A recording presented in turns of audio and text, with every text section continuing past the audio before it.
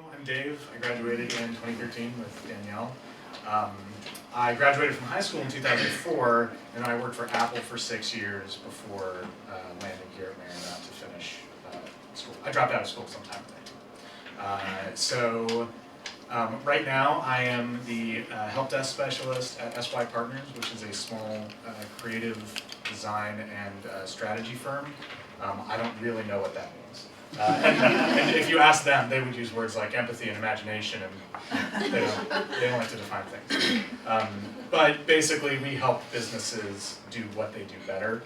We help new businesses become established. We help established businesses transform and adapt, usually by working with management teams. And I keep their computers running. So what you're probably thinking is that my time with Apple has a lot more to do with my job than my time at Marymount.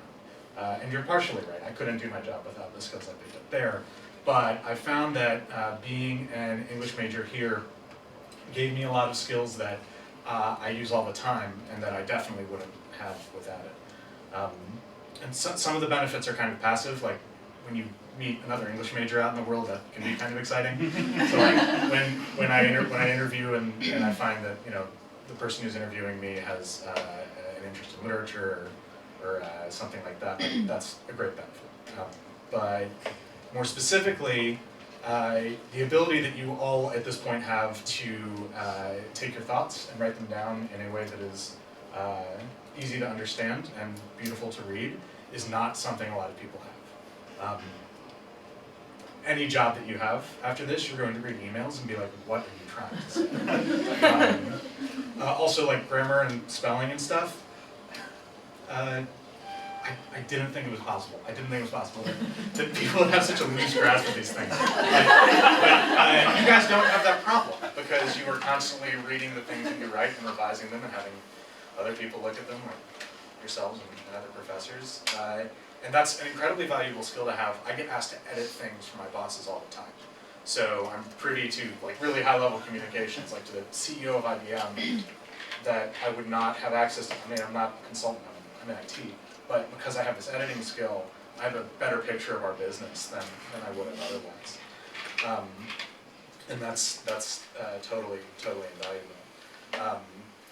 And I think for me in particular, as a computer person, a lot of us have computer science degrees, or they went to like programming boot camps, but very few of them like studied art, and very few of us have, I don't know, have that kind of temperament where we can discuss things in an analytic way that also recognizes the humanity in it, and that's something that I think really set me apart when I was applying. Like they saw that I had all this skill from Apple, and that's like, yeah, of course he has that, he's applying for an IT job. But everything after that, the creative work I've done, the degree here, like the English Honor Society, all of that stuff is like, it makes me more interesting. Recruiters look at that stuff and they love it. They want you to be a very human being.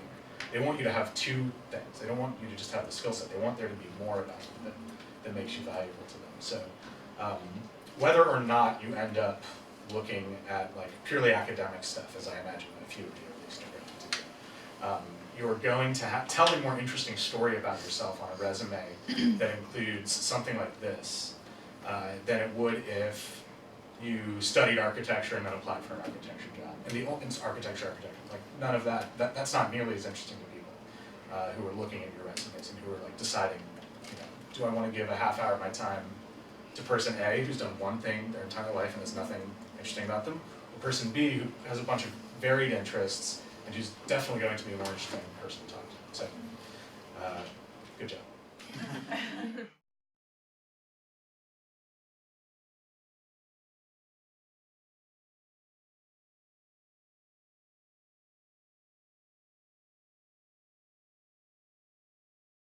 I'm in charge of a big bulk of like the feature stories in the magazine, as well as some of the more nuts and bolts columns.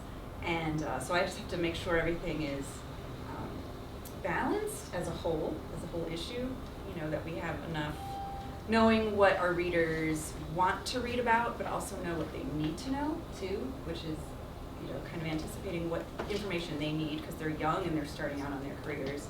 And then working with writers, assigning the story, kind of having a vision of a story, directing a writer, my fingers, giving it away to them, they go and write the story, and then it comes back to me, and then we work together, if it needs improvement or not.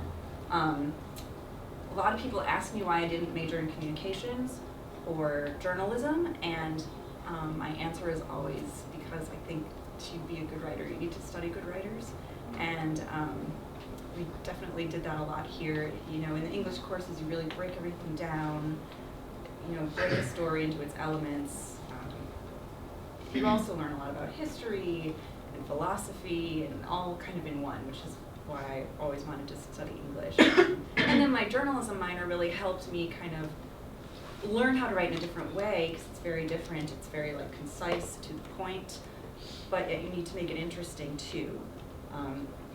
So it's not dry. So I felt like English, what I learned in my English classes helps to kind of flavor language in a different way that can make it concise but also interesting.